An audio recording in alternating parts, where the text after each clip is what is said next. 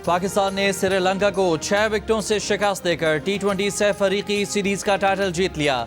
Sri Lankan team पहले खेलते हुए आखिरी ओवर में 114 रन बनाकर आउट हुई। कामिल मशारा 59 रन बनाकर नुमाया रहे। एक मौके पर श्रीलंका की 84 रन पर सिर्फ एक विकेट गिरी थी, मगर आखिरी 9 खिलाड़ी पाकिस्तानी बॉलिंग के सामने बेबस हो गए। सिर्फ 30 रन का इजाफा कर सके। शाहीन अफरीदी और मोहम्मद नवाज ने तबाहकुन बॉलिंग करते हुए 3 विकेटें हासिल की। पाकिस्तान ने 115 रन का हदफ 10 गेंद कबल हासिल कर लिया। बाबर आजम 1 छक्के और 2 चौकों की मदद से 37 रन बनाकर नॉट आउट रहे। ओपनर साइम अयूब ने 6 चौकों की मदद से 36 रन की इनिंग खेली। साहबजादा फरहान ने 1 छक्के और 2 चौकों की मदद से 23 रन बनाए। मोहम्मद नवाज ऑलराउंड कारकर्दगी की बुनियाद पर मैन ऑफ द मैच और मैन ऑफ द सीरीज करार पाए। सदर और वजीर आजम की टीम और कौम को मुबारकबाद।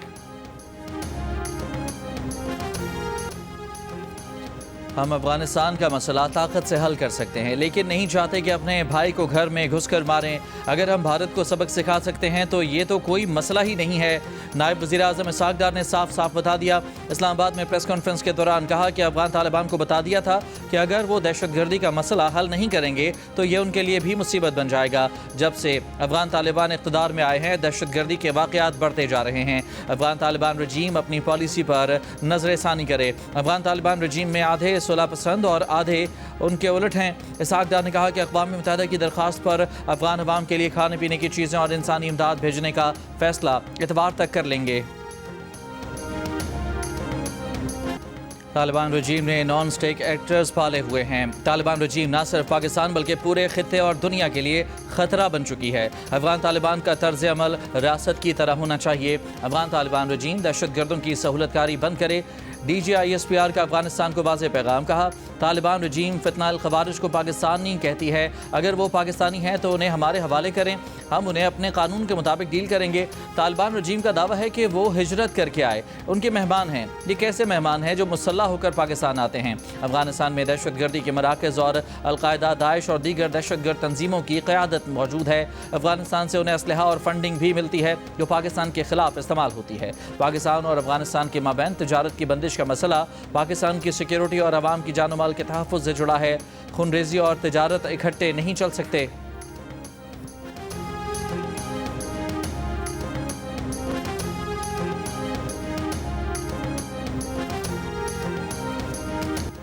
पाक अफगान सरहदी इलाकों में इंतहाई मजबूत पॉलिटिकल टेरर क्राइम गठजोड़ है। खैबर और वादी तीरा में कोई इंतजामिया नहीं। नॉन कस्टम पेड गाड़ियाँ इस पॉलिटिकल टेरर क्राइम गठजोड़ का हिस्सा हैं जो खुद को हमलों में इस्तेमाल होती हैं। लाखों नॉन कस्टम पेड गाड़ियाँ सूबे में घूम रही हैं, तो इन्हें किसने रोकना है? DGISPR ने सवाल उठा दिए। कहा कि बॉर्डर मैनेजमेंट पर सिक्योरिटी इदारों के हवाले से गुमराहकुन प्रोपेगेंडा किया जाता है। पंजाब और सिंध के बरक्स खैबर पख्तूनख्वा में बॉर्डर के दोनों तरफ मुनक़सिम गाँव हैं। ऐसी सूरत हाल में आमदोरफ्त को कंट्रोल करना एक चैलेंज है। अगर सरहद पार से दहशत गर्दों की तश्कील या स्मगलिंग हो तो अंदरूनी मुल्क इसको रोकना किसकी जिम्मेदारी है? अगर अफगान बॉर्डर से मुत्तसिल इलाके देखें तो गैर मौसर इंतजामी ढांचा गवर्नेंस के मसाइल में इजाफे का बायस बनेगा। लगता है भारतीय आर्मी चीफ को डरावनी फिल्म देखने का शौक है। ऑपरेशन सिंदूर से मुतालिक उनका बयान खुद फरेबी की हामिल सोच का आकाश है। DGISPR की सीनियर सहाफ़ियों से गुफ्तगू। कहा, जिस ट्रेलर में भारत की 7 जहाज़ गिरें, 26 मकामात पर हमला हो, S-400 की बैटरियां तबाह हों, तो ऐसे ट्रेलर की फिल्म उनके लिए डरावनी फिल्म बन जाएगी। भारतीय क़यादत ऑपरेशन सिंदूर में हुई शिकस्त पर बार बार के झूठे बयानात भारतीय अवाम के गम व गुस्से को तहलील करने के लिए हैं।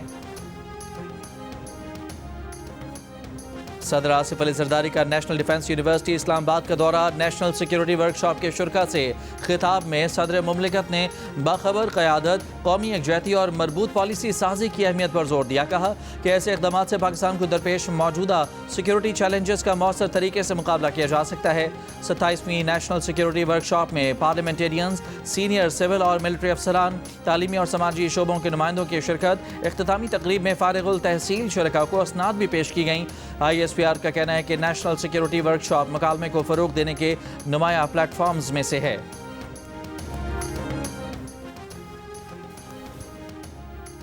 वज़ीर आला खैबर पख्तूनख्वा सुहेल अफरीदी का कहना है कि यह निज़ाम पूरी तरह बेनकाब हो चुका है। तमाम आइनी और कानूनी रास्ते अपनाने के बावजूद बानी से मुलाकात नहीं हुई।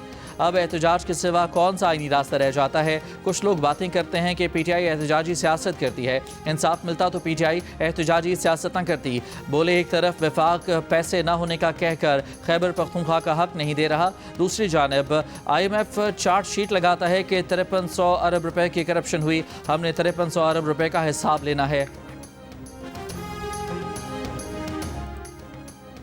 اسپیکر پنجاب اسمبلی ملک احمد خان نے کہا ہے کہ جیل مینول میں کہاں لکھا ہے کہ وزیر اعلیٰ خیبر پختونخوا سے بانی پی ٹی آئی کی ملاقات ہوگی؟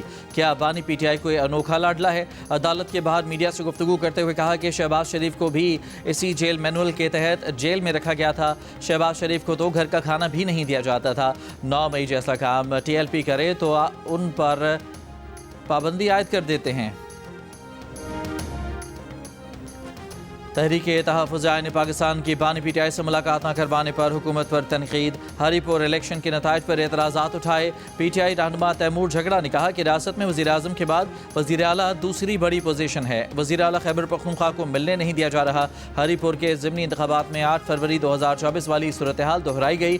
پی ٹی آئی نے ہری پور میں 25,000 ووٹ کی لیڈ لی۔ مصطفیٰ نواز کھوکھر نے کہا کہ ضمنی الیکشن میں جو کچھ ہوا اس نے عوام سے ووٹ کا حق چھین لیا۔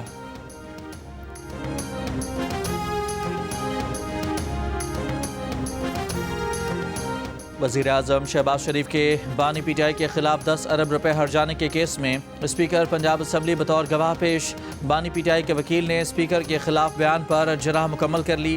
سیشن کورٹ لاہور نے شہباز شریف کے مزید 2 گواہوں کو آئندہ سماعت پر طلب کر لیا۔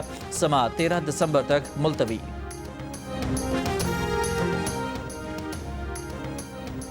تحریک انصاف کے رہنما اسد کیسر کا کہنا ہے کہ خیبر پختونخوا ہمیشہ سے دہشت گردی کا شکار رہا ہے، صوبے نے افغان جنگ کے بہت نقصانات اٹھائے ہیں، ابھی تک ہم افغان جنگ کا خمیازہ بھگت رہے ہیں۔ سوابی میں کارکنوں سے گفتگو کے دوران اسد کیسر نے کہا کہ خیبر پختونخوا کے ساتھ سوتیلی ماں جیسا سلوک کیا گیا۔ قطر، ترکی، دیگر ممالک امن کے لیے اپنی کوششیں جاری رکھیں، ہمیں اپنے معاملات مذاکرات کے ذریعے حل کرنے چاہیے۔ حکومت پر تنقید میں اسد کیسر کا کہنا تھا کہ پی ٹی آئی کو دیوار سے نہ لگایا جائے، ہمیں جینے نہیں دیا گیا تو ہم بھی آپ کو جینے نہیں دیں گے۔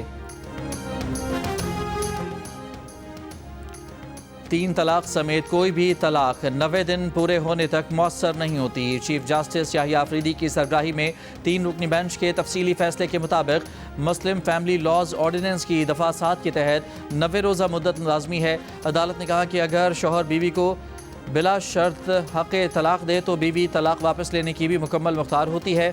سپریم کورٹ نے سندھ ہائی کورٹ کا 7 اکتوبر 2024 کا فیصلہ برقرار رکھا۔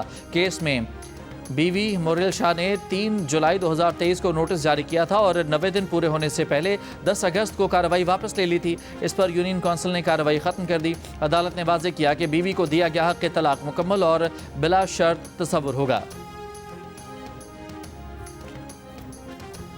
تشدد، غیر انسانی یا توہین آمیز سلوک جس میں ذاتی وقار کی پامالی شامل ہے کسی بھی صورتحال میں جائز نہیں۔ سپریم کورٹ نے زیر سماعت ملزمان پر تشدد اور ماورا عدالت قتل کے خلاف کیس کا فیصلہ جاری کر دیا۔ سپریم کورٹ نے قرار دیا کہ بعض اوقات پولیس کی جانب سے تشدد اور ماورا عدالت قتل کا باعث بنتا ہے، کیونکہ پولیس عملی طور پر استثناء کے مفروضے کے تحت مبینہ مجرم کو انصاف کے کٹہرے میں لانے کے لیے یہ طریقہ اختیار کرتی ہے۔ اس عمل کو روکنے کے لیے پولیس فورس پر ایک مؤثر، خصوصی اور بیرونی نگرانی ناگزیر ہے۔ زندگی کے حق کو سب سے اعلیٰ انسانی حق قرار دیا گیا ہے۔ آئین ریاست پر یہ ذمہ داری عائد کرتا ہے کہ وہ ہر شہری کے حق زندگی کا تحفظ کرے اور حراستی تشدد اور قتل کو روکے۔ ایف بی آر نومبر میں ٹیکس وصولی کا ہدف حاصل کرنے میں ناکام، 156 ارب روپے شارٹ فال کا سامنا، 1034 ارب روپے ہدف کے مقابلے میں 878 ارب روپے ٹیکس وصولی ہو سکی۔ ذرائع کے مطابق ایک دن میں شارٹ فال میں تقریباً 5 ارب روپے کی کمی متوقع ہے۔ دسمبر میں ٹیکس وصولی کا ہدف 1406 ارب روپے مقرر ہے۔ رواں مالی سال کے پہلے 5 ماہ میں ٹیکس وصولی 5083 ارب روپے ہدف کے مقابلے میں 4715 ارب روپے رہی۔ مالی سال کے پہلے 5 ماہ میں مجموعی طور پر 413 ارب روپے شارٹ فال کا سامنا ہے۔ مصر کے وزیر خارجہ پاکستان کے 2 روزہ سرکاری دورے پر اسلام آباد پہنچ گئے۔ وزارت خارجہ کے اعلیٰ حکام نے ایئرپورٹ پر مصری وزیر خارجہ کا استقبال کیا۔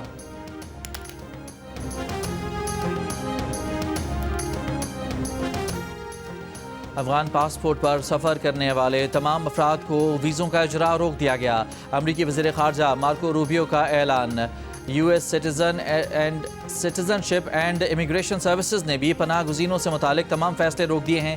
ایجنسی ڈائریکٹر جوزف ایلڈو نے کہا کہ کسی بھی غیر ملکی کی جانچ پڑتال اور زیادہ سے زیادہ حد تک اسکریننگ کو یقینی بنانے تک تمام فیصلے روک دیے گئے ہیں۔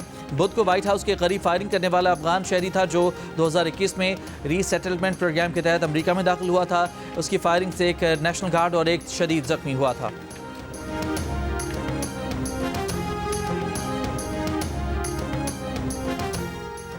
وفاقی وزیر داخلہ محسن نقوی نے کہا ہے کہ جعلی دستاویزات یا دیگر ذرائع سے بیرون ملک جانے والے ملک کی بدنامی کا باعث بن رہے ہیں۔ تصدیق شدہ دستاویزات کے بغیر سفر کرنے کی اجازت نہیں دی جا سکتی۔ ایجنٹ مافیا پیسوں کے لالچ میں لوگوں کے مستقبل سے کھیل رہا ہے، ان سے کوئی رعایت نہیں ہوگی۔ وزیر داخلہ کا اسلام آباد ایئرپورٹ کا دورہ، 2 گھنٹے تک ایئرپورٹ پر امیگریشن کے عمل کا جائزہ لیا، بیرون ملک جانے والے مسافروں سے بھی ملاقات کی۔ کہا ضروری دستاویزات کے حامل کسی مسافر کو سفر سے نہ روکا جائے۔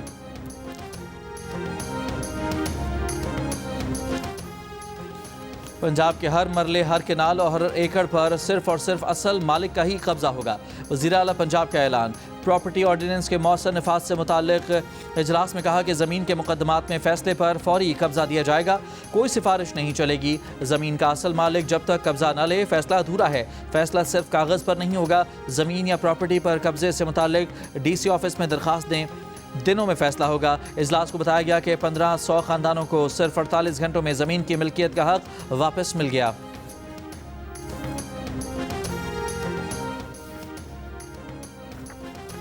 وزیر اعلیٰ سندھ مراد علی شاہ کا کہنا ہے کہ جب 28ویں ترمیم سامنے آئے گی تو دیکھا جائے گا، جو چیز ہمارے سامنے آئی نہیں اس پر کیا رد عمل دیں۔ پاکستان اور سندھ کے مفاد کے خلاف کچھ بھی پیپلز پارٹی قبول نہیں کرے گی۔ گورنر کی تقرری کا اختیار وزیر اعظم اور صدر کا ہے، ان کے علاوہ کسی کا کردار نہیں۔ نئے صوبوں کے قیام اور سندھ کی تقسیم کی افواہوں پر پریشان ہونا چھوڑ دیں۔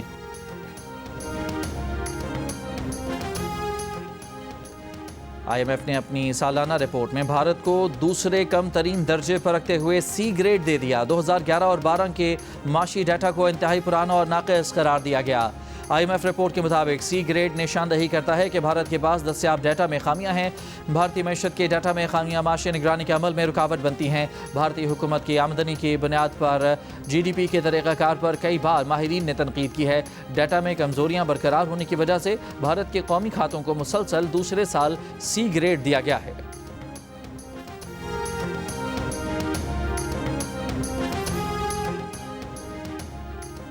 گورنر پنجاب سلیم حیدر خان کا کہنا ہے کہ دنیا بہت تیزی سے آگے بڑھ رہی ہے، ہمیں بھی جدت کے ساتھ آگے بڑھنا ہے۔ طلباء جب باہر نکلیں گے تو انہیں ٹیکنالوجی اور مصنوعی ذہانت کا سامنا کرنا پڑے گا۔ ایف سی کالج یونیورسٹی کانویکیشن سے خطاب میں کہا کہ طلباء ہمارا مستقبل ہیں، پاکستان کو اس وقت نوجوانوں کی بہت ضرورت ہے۔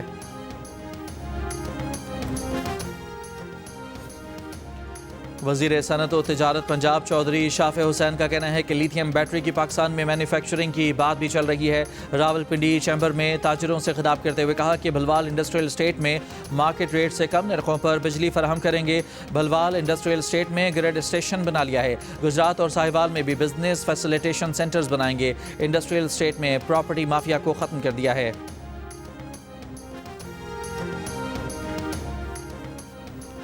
پاک فوج کا عراقی فوج کے دستوں کے لیے اسپیشل فورسز کی ٹریننگ کا کامیابی سے انعقاد۔ آئی ایس پی آر کے مطابق ٹریننگ کا انعقاد 24 ستمبر سے 29 نومبر تک national counter terrorism centre Pakistan میں کیا گیا۔ ٹرینیز کے تیسرے بیچ کی گریجویشن تقریب ہفتے کو منعقد ہوئی۔ تقریب میں پاک فوج اور عراق کے عسکری حکام نے شرکت کی۔ دونوں ممالک کے دستوں نے ٹریننگ کے دوران غیر معمولی پیشہ ورانہ صلاحیت، عملی مہارت اور لگن کا مظاہرہ کیا۔ تربیتی پروگرام کا مقصد انسداد دہشت گردی کی صلاحیتوں میں اضافہ، حربی مشقوں اور مشترکہ مشن پلاننگ کو بہتر بنانا تھا۔ تمام تربیتی اہداف کامیابی حاصل کر لیے گئے۔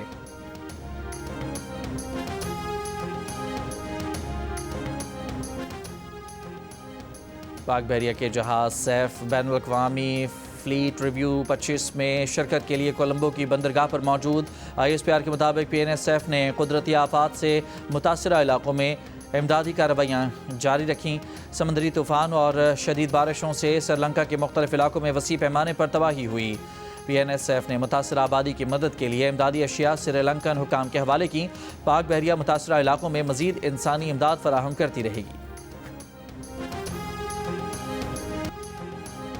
لودھرن کی تحصیل کروڑ پکا میں بہادر خاتون نے علم کی شمع جلا دی۔ گلیوں میں کھیلنے والے بچوں کی روشن مستقبل کی امید جگمگانے لگی۔ صوبیہ شفیع نے اپنی تمام جمع پونجی اور مخیر دوستوں کی مدد سے آبائی گاؤں میں ایسا اسکول قائم کیا جہاں بچوں کو ٹرانسپورٹ سمیت تمام سہولیات مفت دی گئیں۔ اسکول میں پڑھنے والے طالب علم مستقبل سے پر امید، والدین بھی خوش، لیکن اسکول میں بچوں کی توقع سے زیادہ داخلے مزید وسائل کا تقاضا کرنے لگے۔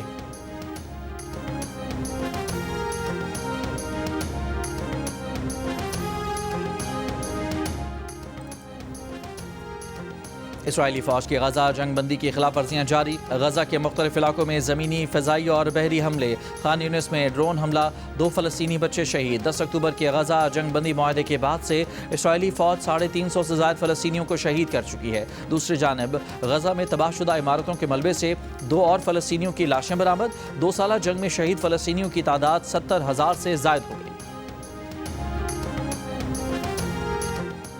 کیتھولک مسیحیوں کے مذہبی پیشوا پوپ لیو نے استنبول کی مشہور 6 میناروں والی نیلی مسجد کا دورہ کیا۔ پوپ لیو احتراماً جوتے اتار کر مسجد میں داخل ہوئے اور قدیم مسجد کی تزئین و آرائش کو سراہا۔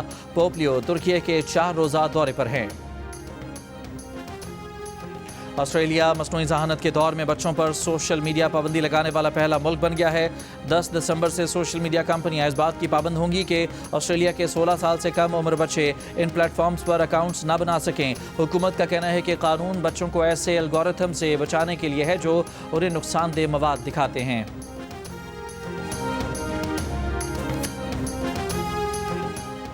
پاکستان کے لیجنڈ ٹینس اسٹار اسام الحق ٹینس کورٹ سے رخصت ہو گئے۔ اسلام آباد میں ہونے والا ATP چیلنجر کپ کا مینز ڈبل فائنل ان کے کیریئر کا آخری مقابلہ تھا۔ اسام کو مزمل مرتضیٰ کے ساتھ حریف پیر کے خلاف سٹریٹ سیٹ میں شکست ہوئی۔ اسام الحق کا کہنا تھا کہ حریف پیر کو جیت پر مبارکباد پیش کرتے ہیں، پورے کیریئر میں سپورٹ کرنے پر اپنی فیملی اور دیگر لوگوں کے شکر گزار ہیں۔ بطور صدر پاکستان ٹینس فیڈریشن وہ نوجوان کھلاڑیوں کے لیے ہر ممکن سہولیات فراہم کرنے کی کوشش کر رہے ہیں۔ ATP ٹورنامنٹ کا پاکستان میں انعقاد بڑی کامیابی رہی۔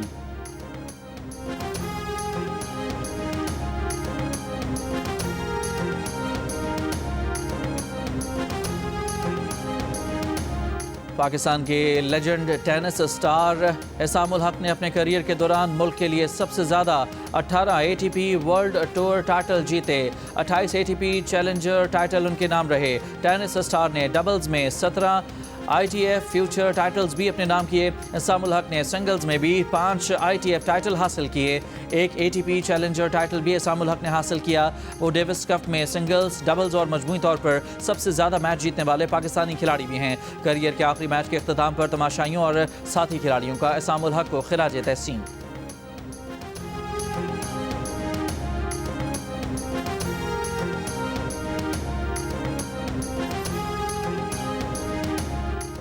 پاکستان ماسٹرز اور آسٹریلیا ماسٹرز کراچی میں جاری اوور 40 T20 ورلڈ کپ کے فائنل میں پہنچ گئے۔ آسٹریلیا نے جنوبی افریقہ اور پاکستان نے امریکہ کو شکست دی۔ میچز جیو سپر براہ راست نشر کر رہا ہے۔ لاہور میں انٹرنیشنل باکسنگ چیمپئن شپ کے آخری روز پاکستان کے سٹار باکسر محمد وسیم نے ورلڈ گولڈ بینٹم ویٹ کا ٹائٹل جیت لیا۔ مقابلے میں انہوں نے تھائی لینڈ کے باکسر جکراوت کو شکست دی۔ وزیر اعلیٰ پنجاب مریم نواز کی باکسر محمد وسیم کو ٹائٹل جیتنے پر مبارکباد۔ کہا محمد وسیم نے ملک اور قوم کا سر فخر سے بلند کر دیا۔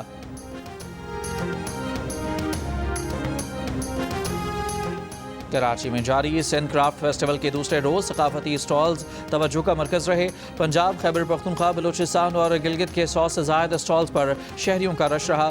لوگوں نے جم کر خریداری بھی کی۔ صوبائی وزیر ثقافت ذوالفقار علی شاہ کا کہنا تھا کہ سندھ کرافٹ فیسٹیول میں کاروباری حضرات کے ہنر مند خواتین سے براہ راست رابطوں نے مڈل مین کا کردار ختم کر دیا۔ جنگ اور جیو کے اشتراک سے آرٹس کونسل کراچی میں جاری ورلڈ کلچر فیسٹیول کے 30ویں روز مالی کے ڈانسرز پر بنائی گئی ڈاکیومنٹری پیش کی گئی۔ پریزنٹیشن دینے والے مالی کے فنکار لیسینا کون نے ورلڈ کلچر فیسٹیول کے انعقاد کو بہترین قرار دیا۔ فیسٹیول انتظامیہ کی بھی تعریف کی۔ اور پاکستان آئیڈل 2025 کے دوران ماضی کا مشہور گانا لونگ گواچا گانے کے بعد مشہور ہونے والی لاہور کی رمیسا طارق اب اگلے راؤنڈ کے لیے بھرپور تیاریاں کر رہی ہیں۔ رمیسا کا کہنا ہے کہ انہوں نے میوزک باقاعدہ طور پر کسی سے سیکھا نہیں ہے، بلکہ ان کی بہن نے ان کو گاتے ہوئے سنا تو ان کو مزید گانے کا مشورہ دیا۔ پاکستان آئیڈل نے زندگی یکسر تبدیل کر دی، لوگ ان کو اب ہر جگہ پہچاننے لگے ہیں۔